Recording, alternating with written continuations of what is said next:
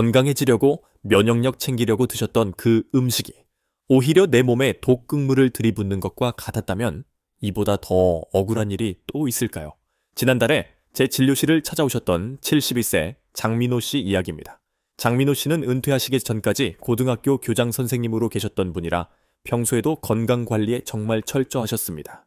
병원약은 독이라며 멀리하시고 오로지 자연에서 나는 천연 식재료로 몸을 치유해야 한다는 확고한 신념을 가진 분이셨죠. 이분이 제일 좋아하시는 취미가 등산이었습니다. 일주일에 3번은 꼭 가까운 산에 오르시는데 그때마다 배낭 한쪽에 소중하게 챙겨 다니시는 것이 있었어요. 바로 직접 담근 진한 생강청으로 만든 생강차였습니다. 산 정상에 올라서 땀이 식을 때쯤 그 뜨끈하고 알싸한 생강차 한 잔을 마시면 온몸에 열기가 돌면서 피로가 싹 풀리는 것 같다고 입버릇처럼 말씀하셨죠. 그런데 어느 날부터인가 장민호 씨에게 이상한 증상이 나타나기 시작했습니다. 처음에는 그냥 목이 좀 칼칼하다 싶으셨답니다. 그러다 점점 목소리가 쉬기 시작하더니 나중에는 아예 쇠소리가 나고 말이 잘 안 나올 정도로 목소리가 변해버린 겁니다. 장민호 씨는 당연히 감기가 들었거나 나이가 들어서 성대가 약해진 거라고 생각하셨습니다. 그래서 어떻게 하셨을까요? 목에 좋다는 생강을 더 진하게 더 자주 드셨습니다. 아침에 눈 뜨자마자 한 잔, 등산 가서 한 잔, 자기 전에 또 한 잔. 결국 목소리가 아예 나오지 않게 되자 덜컥 겁이 나신 장민호 씨는 혹시 후두암은 아닐까 하는 공포심을 안고 저를 찾아오셨습니다. 제가 내시경으로 장민호 씨의 목 안쪽과 식도를 들여다봤을 때 저는 정말 깜짝 놀랐습니다. 식도 입구부터 후두까지 빨갛게 헐어 있었고 성대는 퉁퉁 부어 있었거든요. 암이 아니었습니다. 원인은 바로 장민호 씨가 건강을 위해 그토록 열심히 챙겨 드셨던 그 생강차였습니다. 여러분, 이게 남의 일 같으신가요? 지금 이 영상을 보고 계신 여러분 중에도 손발이 차다고, 소화가 안 된다고, 혹은 감기 기운이 있다고 습관적으로 생강차를 달고 사시는 분들이 분명 계실 겁니다. 생강은 분명 신이 내린 귀한 식재료가 맞습니다. 동의보감에서도 생강은 몸의 냉기를 없애고 소화를 돕는 훌륭한 약재로 기록되어 있으니까요. 하지만 아무리 좋은 산삼이라도 내 몸 상태와 맞지 않게 먹거나 상극인 음식과 함께 먹으면 그건 약이 아니라 독이 됩니다. 특히 우리 몸의 방어력이 약해지는 60대, 70대 어르신들에게 잘못된 방식의 생강 섭취는 마치 얇은 피부에 뜨거운 불을 갖다 대는 것과 다를 바가 없습니다. 장민호 씨가 겪으신 증상은 전형적인 인후두 역류 질환이었습니다. 위산이 거꾸로 솟구쳐 올라와서 식도를 타고 목구멍 성대까지 태워버린 것이죠. 놀랍게도 그 방아쇠를 당긴 것이 바로 생강이었습니다. 오늘 저는 여러분께 장민호 씨의 식도를 망가뜨린 결정적인 원인이 무엇인지, 그리고 우리가 무심코 생강과 함께 먹었을 때 위장을 폭발시키는 최악의 궁합 3가지가 무엇인지 낱낱이 알려드리려고 합니다. 단순히 먹지 말라는 말씀이 아닙니다. 생강이 가진 놀라운 효능은 그대로 살리면서 위장은 보호하고 부작용 없이 안전하게 드시는 비법, 즉 독을 약으로 바꾸는 방법까지 확실하게 정리해드리겠습니다. 만약 여러분이 평소에 커피를 즐겨 드시거나 고기를 드실 때 생강을 곁들이시거나 매운 음식을 좋아하신다면 오늘 이야기는 선택이 아니라 필수입니다. 이 3가지 습관 중 하나라도 해당되신다면 여러분의 위장은 지금 소리 없는 비명을 지르고 있을지도 모릅니다. 지금부터 들려드릴 이야기는 장민호 씨가 진료실에서 저에게 듣고 무릎을 탁 치며 후회하셨던 그 내용 그대로입니다. 오늘 이 영상을 끝까지 보신다면 여러분은 더 이상 방송이나 인터넷에 떠도는 잘못된 건강상식에 휘둘리지 않게 되실 겁니다. 그리고 내일부터는 정말 내 몸을 살리는 진짜 건강법을 실천하실 수 있게 될 겁니다. 자, 그럼 장민호 씨의 위장을 공격했던 첫 번째 범인은 과연 무엇이었을까요? 그리고 여러분의 식탁 위에 지금도 올라와 있는 그 위험한 조합은 무엇일까요? 지금부터 눈 크게 뜨고 집중해 주시기 바랍니다. 본격적인 이야기에 앞서 오늘 내용이 기대되신다면 좋아요 버튼 한번 꾹 눌러주세요. 그리고 댓글창에 여러분의 다짐을 담아 경청 2글자를 남겨주시면 제가 더 큰 힘을 내서 여러분의 건강을 지키는 든든한 가이드가 되어 드리겠습니다. 준비되셨나요? 그럼 바로 시작하겠습니다. 여러분 혹시 오늘 점심 드시고 나서 커피 한잔 하셨습니까? 아니면 저녁 반찬으로 매콤한 제육볶음이나 김치찌개 드셨나요? 만약 그 식탁 위에 생강이 함께 있었다면 지금부터 제가 드리는 말씀을 정말 뼈에 새기셔야 합니다.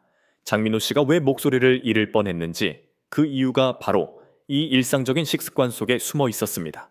장민호 씨의 등산 가방과 식탁을 탈탈 털어봤더니 위장을 망가뜨리는 최악의 폭탄들이 줄줄이 나왔거든요. 지금부터 우리 몸속에서 전쟁을 일으키는 생강의 최악의 짝꿍 3가지를 공개하겠습니다. 여러분도 해당되는 것이 없는지 손가락을 꼽아가며 확인해 보시기 바랍니다. 첫 번째 범인은 바로 커피입니다. 장민호 씨는 산 정상에서 생강차를 마신 뒤 하산에서는 꼭 동료분들과 자판기 믹스커피를 한 잔씩 하셨습니다. 몸에 좋은 생강차도 마셨으니 커피 한 잔 정도는 괜찮겠지 하고 생각하신 거죠. 그런데 이게 바로 식도 입구를 활짝 열어젖히는 행위였습니다. 우리 위와 식도 사이에는 문이 하나 있습니다. 위산이 거꾸로 올라오지 못하게 꽉 조여주는 괄약근이라는 문이죠. 그런데 커피에 들어있는 카페인은 이 문을 느슨하게 풀어버립니다. 빗장이 풀린 겁니다. 여기서 생강이 들어가면 어떻게 될까요? 생강은 위장을 자극해서 위산을 펑펑 쏟아내게 만듭니다. 문은 열려 있는데 안에서는 홍수가 난 꼴이죠. 그러니 그 독한 위산이 거침없이 식도를 타고 목구멍까지 치솟아 오르는 겁니다. 장민호 씨의 성대가 퉁퉁 부었던 이유가 바로 이겁니다. 커피 마시고 속 쓰리다고 생강 드시는 분들, 그건 불난집에 휘발유 붓는 일이라는 것을 꼭 기억하셔야 합니다. 두 번째 범인은 고기, 특히 기름진 고기입니다. 장민호 씨는 등산 다녀오신 날 저녁이면 체력 보충한다고 돼지고기 수육을 자주 드셨어요. 돼지고기 냄새 잡는다고 생강 듬뿍 넣고 삶고, 드실 때도 생강채를 곁들여 드셨죠. 보양식의 정석 같아 보이지만 위장 입장에서는 그야말로 고문이 따로 없습니다. 고기 같은 단백질 덩어리가 들어오면 우리 위장은 비상이 걸립니다. 이걸 소화시키려고 평소보다 훨씬 많은 위산을 만들어내기 시작하죠. 그런데 여기에 생강이 들어와서 위산 분비를 더 부채질합니다. 위장 안은 그야말로 위산의 바다가 됩니다.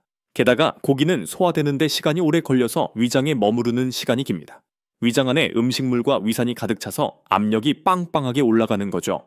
마치 압력밥솥의 압력이 한계치까지 차오른 상태를 상상해보세요. 그 상태에서 조금만 틈이 생겨도 내용물이 뿜어져 나오겠죠.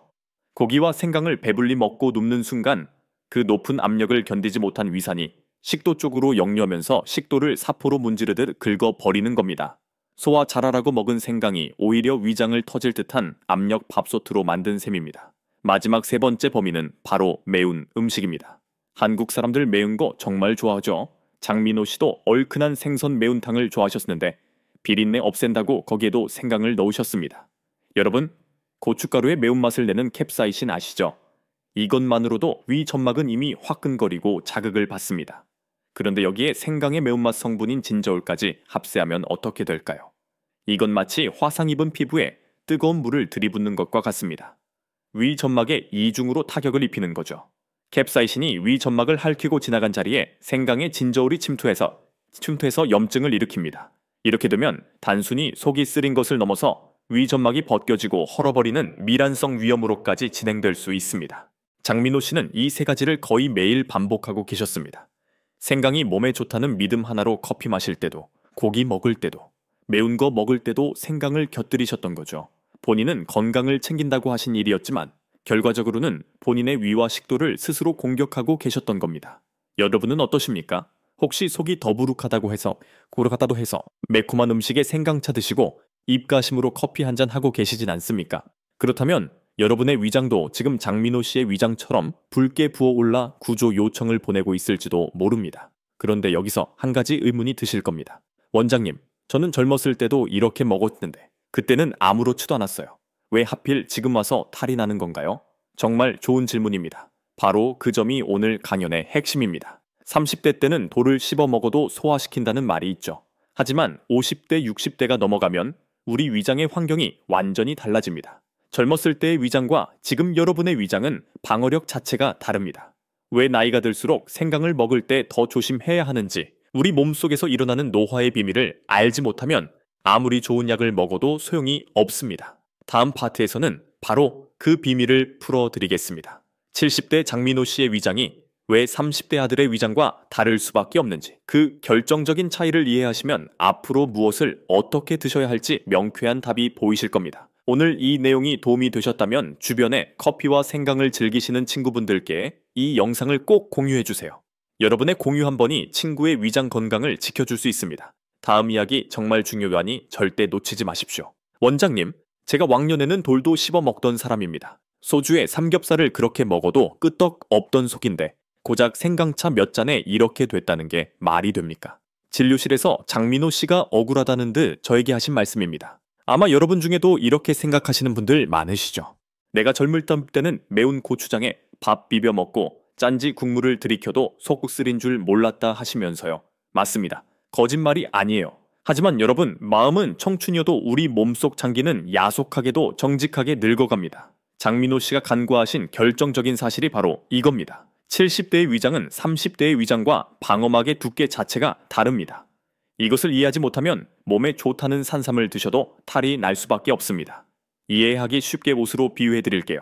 젊었을 때 20대, 30대의 위점막은 아주 두껍고 튼튼한 가죽 점퍼를 입고 있는 상태와 같습니다. 가죽 점퍼 입고 있으면 웬만한 불똥이 튀어도 뜨겁지 않죠. 매운 걸 먹고 짠 걸 먹고 위산이 좀 많이 나와도 이 두꺼운 점막이 다 막아줍니다. 그래서 그때는 생강을 생으로 씹어 드셔도 커피랑 같이 드셔도 시원하다 하고 넘길 수 있었던 겁니다. 그런데 50대가 지나고 60대, 70대가 되면 어떻게 될까요? 우리 위 점막도 피부처럼 얇아지고 위축됩니다. 의학적으로 위축성 위염이라고 하는데요. 쉽게 말해 그 두꺼웠던 가죽 점퍼를 벗고 아주 얇은 여름용 실크 셔츠 하나만 걸치고 있는 상태가 되는 겁니다. 자, 상상해보세요. 얇은 실크 셔츠 한 장 입고 있는데 거기에 뜨거운 불덩이 튀면 어떻게 되겠습니까? 옷이 바로 녹아버리고 맨살까지 화상을 입겠죠. 지금 장민호 씨의 위장이 딱 이 상태인 겁니다. 보호막은 얇아질 대로 얇아졌는데 거기에 생강이라는 강력한 불씨를 던진 셈이니까요. 생강의 매운맛을 내는 핵심 성분 바로 진저울입니다. 이 진저울은 본래 위장의 운동을 부추기는 역할을 합니다. 위장이 멈춰 있을 때 툭툭 쳐서 움직이게 하니까 소화가 잘 되는 느낌을 주죠. 하지만 이게 과하면 문제입니다. 얇아진 위 점막에 진저울이 닿으면 마치 상처난 곳에 소독약을 들이부은 것처럼 강한 자극을 줍니다. 위벽을 직접 긁어내는 거죠. 게다가 50대 이상이 되면 위와 식도 사이를 조여주는 근육의 힘도 약해집니다. 고무줄이 오래되면 늘어나서 잘 안 조여지잖아요. 그것과 똑같습니다. 위 점막은 얇아져서 자극에 예민한데 위산이 역류하지 않게 막아주는 문도 헐거워져 있는 상태. 이 총체적 난국인 상황에서 건강이 좋다니까 라는 이유만으로 진한 생강차를 매일 들이부으셨으니 장민호 씨의 식도가 견뎌낼 재간이 있었겠습니까? 이건 단순히 의지의 문제가 아닙니다. 노화라는 거스를 수 없는 자연의 섭리입니다. 나는 아직 건강해. 나는 아직 젊어라는 자신감이 오히려 독이 될 수 있습니다. 내 위장이 예전 같지 않다는 사실을 겸허히 인정하고 그에 맞는 섭취 방법을 찾아야 합니다. 얇아진 실크 셔츠를 입고 있다면 불똥이 튀지 않게 조심해야 하는 것처럼 말이죠. 그렇다면 여기서 질문이 생기실 겁니다. 원장님, 그럼 위장 약한 늙은이는 생강 같은 건 아예 입에도 대지 말라는 겁니까? 천만에요. 절대 그렇지 않습니다. 제가 처음에 말씀드렸죠. 장민호 씨는 지금 생강을 끊지 않았습니다. 오히려 매일 드시고 계십니다. 그런데도 목소리는 돌아왔고 속은 더 편안해지셨습니다. 어떻게 그게 가능했을까요? 바로 생강을 변신시켰기 때문입니다. 위장을 찌르는 날카로운 창각 같았던 생강 성분을 위장을 부드럽게 감싸주는 방패로 바꾸는 아주 간단한 연금술이 있습니다. 돈 드는 것도 아니고 특별한 기술이 필요한 것도 아닙니다. 조리법 하나만 살짝 바꾸면 됩니다. 다음 파트에서 그 비법을 공개하겠습니다. 생강의 독성은 빼고 약성은 10배로 높이는 방법. 그리고 장민호 씨처럼 이 약을 드시는 분들은 생강차에 정말 주의해야 한다는 사실까지. 내 몸을 살리는 진짜 생강 섭취법. 이제 펜과 메모지 준비하시고 들어주세요. 이 중요한 정보를 놓치고 싶지 않으시다면 구독 버튼 한번 눌러주시고 알림 설정까지 딸랑딸랑 켜두세요. 여러분의 건강을 지키는 가장 쉬운 습관입니다. 자, 그럼 그 마법 같은 비법 바로 알려드리겠습니다. 자, 기다리셨던 그 비법을 공개하겠습니다. 장민호 씨가 생강을 끊지 않고도 위장을 회복하고 목소리를 되찾을 수 있었던 결정적인 한 수는 바로 찜기였습니다. 여러분, 생강을 그냥 드시지 마세요. 무조건 쪄서 드셔야 합니다. 이게 오늘 제가 드리는 최고의 처방전입니다. 생강을 찌고 말리면 그 속에서 놀라운 화학적 변화가 일어납니다. 아까 제가 위 점막을 공격하는 매운 성분이 진저울이라고 말씀드렸죠. 그런데 이 생강에 뜨거운 증기를 쐬어주면 그 독한 진저울이 쇼가울이라는 성분으로 변신을 합니다. 이 쇼가울은 정말 기특한 녀석입니다. 위를 찌르는 자극은 거의 사라지면서 우리 몸의 천을 높이고 면역력을 올리는 항산화 효과는 생생강일 때보다 무려 10배나 강해집니다. 마치 철부지 같았던 거친 야생마를 아주 잘 훈련된 명마로 만드는 과정이라고 보시면 됩니다. 장민호 씨가 드셔야 했던 건 날뛰는 야생마가 아니라 주인을 위해 충성스럽게 달리는 명마였던 것이죠. 만드는 방법 어렵지 않습니다. 지금 바로 메모하세요. 첫째, 생강을 깨끗이 씻어서 2mm 두께로 얇게 썹니다. 둘째, 찜기에 김이 오르면 썰어둔 생강을 넣고 30분 정도 푹 쪄줍니다. 셋째, 찐 생강을 꺼내서 체에 넣어 꾸덕꾸덕해질 때까지 말립니다. 이렇게 만든 것을 한의학에서는 건강이라고 부르는데 이걸 차로 끓여 드시면 속은 편안하고 몸은 후끈해지는 진짜 보약을 드시는 겁니다. 하지만 아무리 좋은 명마라도 타는 법을 모르면 떨어져 다칩니다. 섭취 원칙 2가지만 꼭 지키세요. 첫 번째 원칙, 절대 공복은 안 됩니다. 아침에 눈 뜨자마자 물 대신 생강차 드시는 분들 계신데 그건 내 위장에 폭탄을 던지는 것과 같습니다. 반드시 식사를 하시는 도중이나 식사가 끝나고 30분 이내에 드세요. 음식물이 위장 안에서 완충제의 역할을 해줘야 생강의 효능이 부드럽게 흡수됩니다.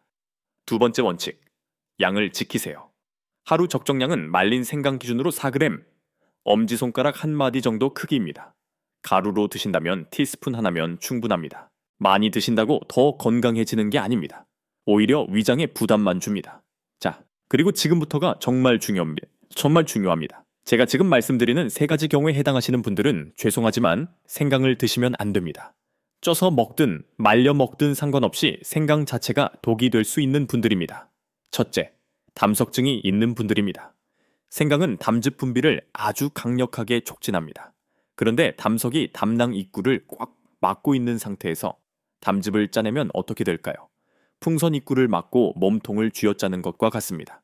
담낭 내 압력이 급격히 올라가면서 응급실에 실려갈 정도의 극심한 통증이 오거나 심하면 담낭이 파열될 수도 있습니다. 둘째, 혈전 용해제나 한근고제를 드시는 분들입니다. 아스피린, 와파린, 플라빅스 같은 약 드시는 분들 많으시죠? 생강의 진저올과 쇼가올 성분은 혈액을 묽게 만드는 효과가 있습니다. 약이랑 같이 드시면 피가 너무 묽어져서 작은 상처에도 피가 멈추지 않고 멍이 시커멓게 들 수 있습니다. 혹시 내시경이나 치과 치료 앞두고 계신다면 최소 일주일 전부터는 생강 끊으셔야 합니다. 셋째, 당뇨약을 드시는 분들입니다. 생강은 혈당을 낮추는 효과가 탁월합니다. 좋은 거 아니냐고요? 아닙니다. 이미 혈당 강화제를 드시고 있는데 생강까지 드시면 혈당이 이중으로 뚝 떨어져서 저혈당 쇼크가 올 수 있습니다.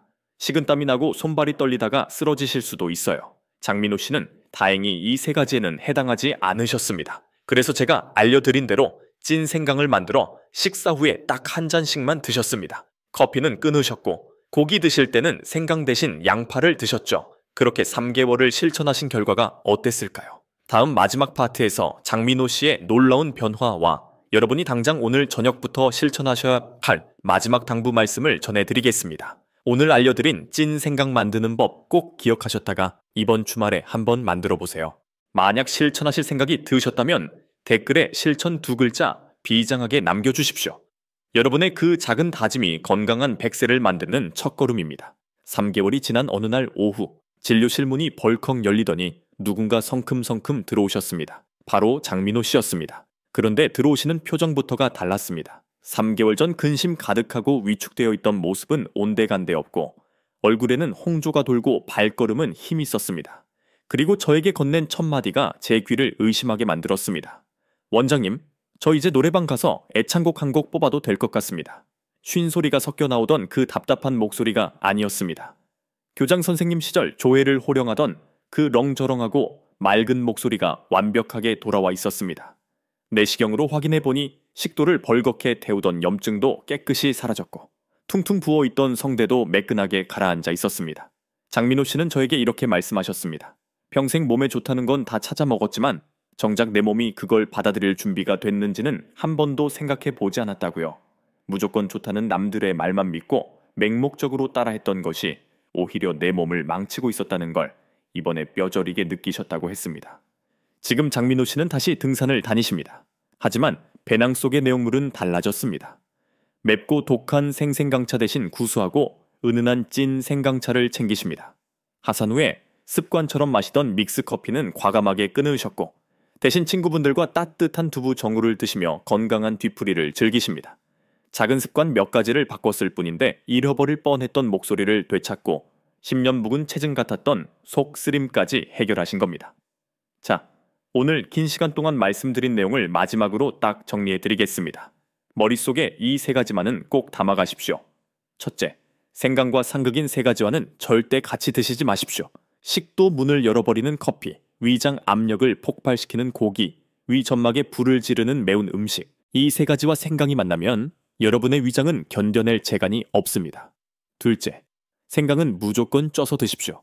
생생강의 날카로운 칼날을 찐 생강의 든든한 방패로 바꾸는 지혜입니다. 그리고 반드시 식사 후에 하루 한 분량만 드십시오. 과유불급, 넘치는 것은 모자람만 못합니다.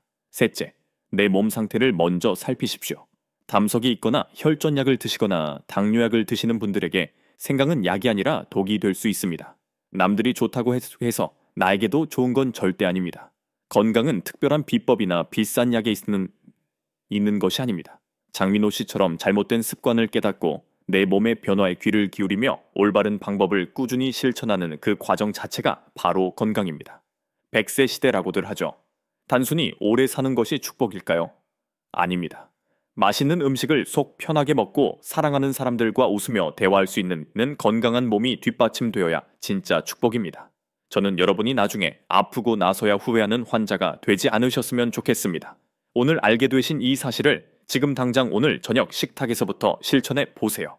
그리고 여러분의 소중한 가족과 친구분들에게도 이 이야기를 꼭 전해 주십시오. 여러분의 말 한마디가 누군가의 위장을 살리고 건강한 노후를 선물할 수 있습니다.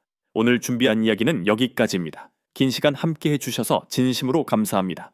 여러분의 속 편한 인생, 건강한 목소리를 저도 언제나 응원하겠습니다. 다음 시간에도 여러분의 건강을 지키는 뼈 있는 조언으로 다시 찾아뵙겠습니다. 감사합니다.